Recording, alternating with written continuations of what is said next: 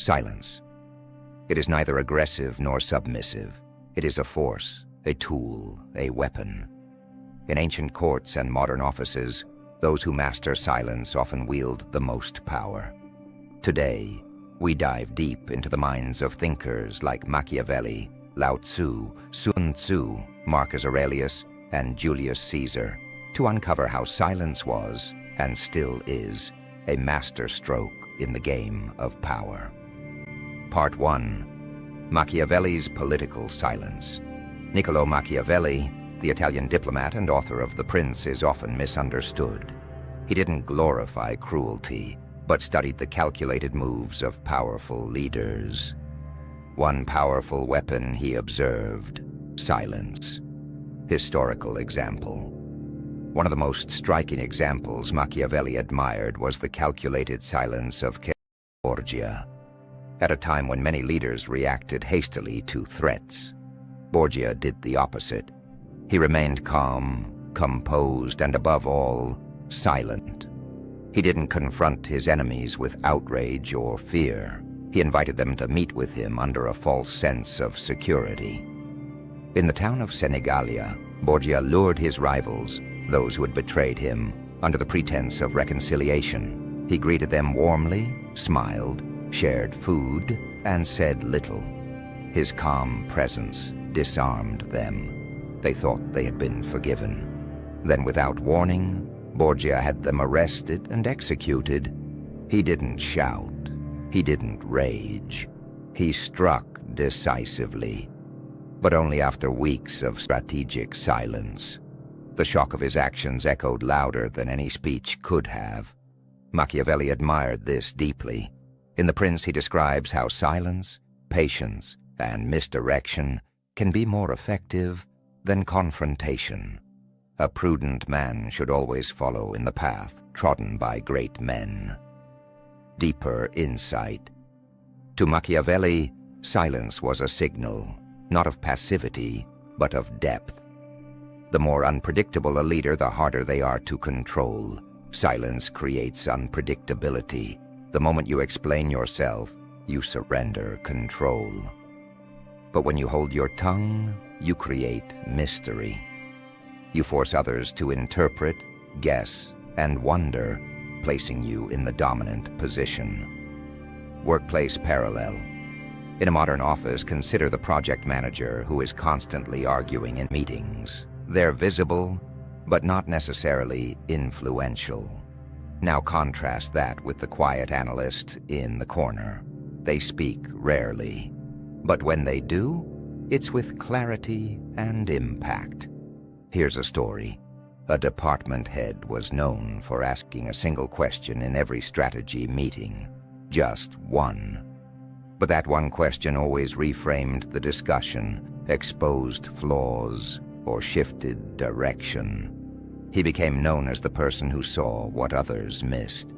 Not because he talked more, but because he listened longer.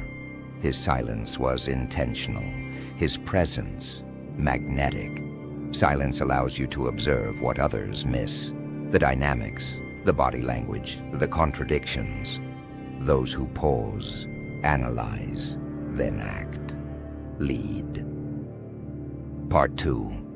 Sun Tzu and Strategic Deception. Sun Tzu's The Art of War is a manifesto on silence as a tactical weapon.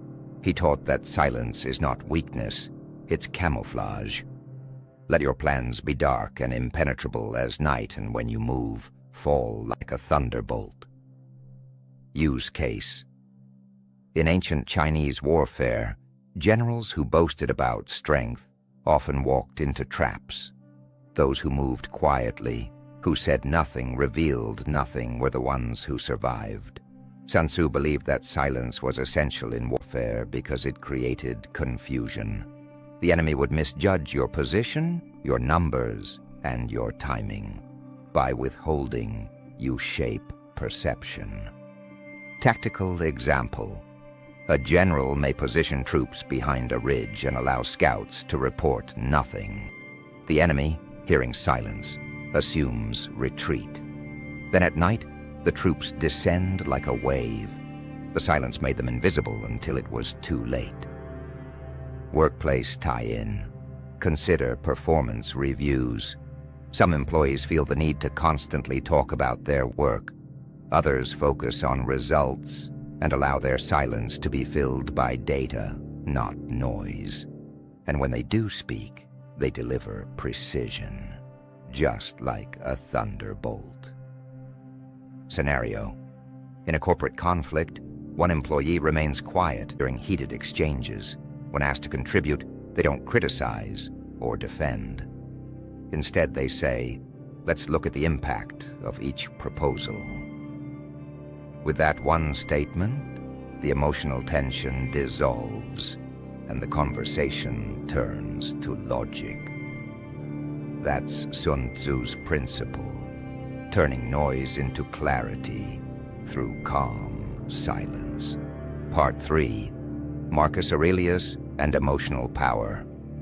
As Roman emperor, Marcus Aurelius endured war, famine, plague, and betrayal. He was surrounded by noise, and yet he practiced silence, both internally and externally. His private journal, Meditations, is filled with reflections on restraint, patience, and dignity. He believed in pausing before reacting. He believed in silence, not as evasion, but as mastery. Historical example. When Avidius Cassius, a trusted general, declared himself emperor in a rebellion, Marcus Aurelius was informed. His advisors expected outrage, but Aurelius didn't respond with fury or proclamations. He withheld judgment. He waited. And that waiting paid off.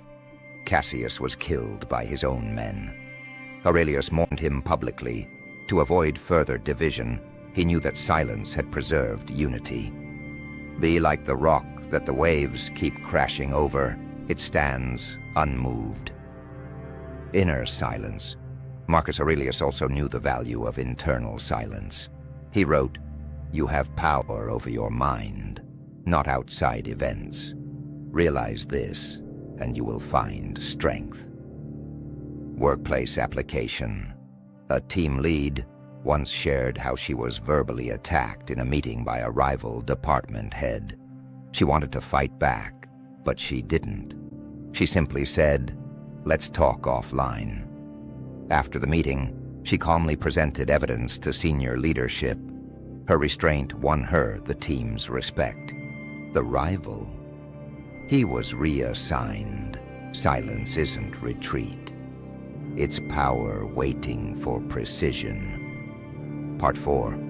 Lao Tzu's soft power. Lao Tzu, author of the Tao Te Ching, believed that the strongest force in a world was water, soft, silent, yet unstoppable.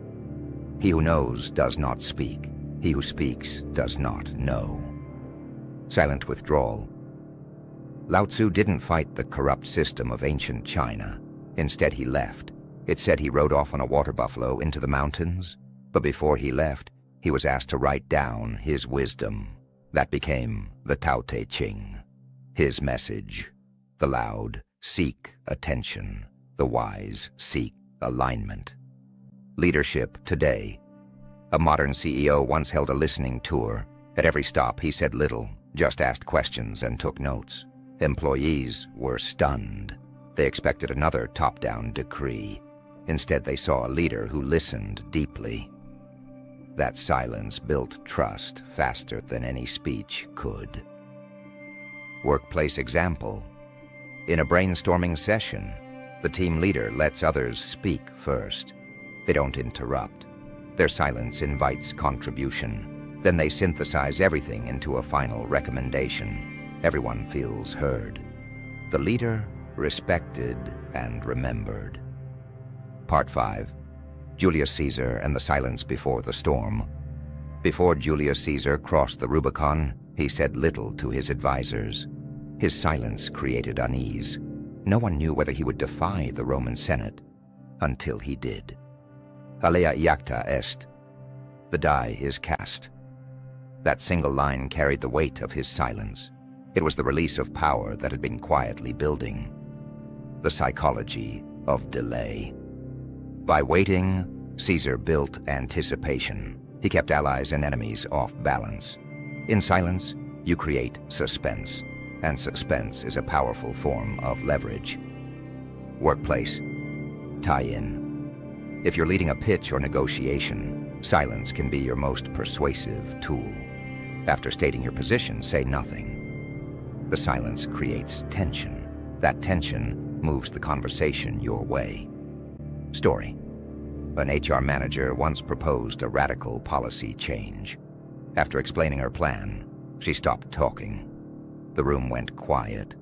That silence made her colleagues uncomfortable, but it forced them to truly think. Within minutes, one by one, they agreed, not because she pushed, but because she paused. Part 6. Corporate silence and power games. In modern power structures, silence signals control. A VP who delays a reply creates urgency. A founder who listens without interrupting holds attention. Tactical silence. Silence in negotiation is like holding the high ground in battle. When you respond too fast, you lower your position. But if you pause, if you allow silence, you force others to climb to meet you. Boardroom. Example. In a high-stakes acquisition meeting, one side kept explaining their value. The other side remained silent. After 10 minutes, the talkers grew nervous and lowered their price, unprovoked. Silence had done what logic couldn't. Practical tip. Use silence to reclaim control in arguments.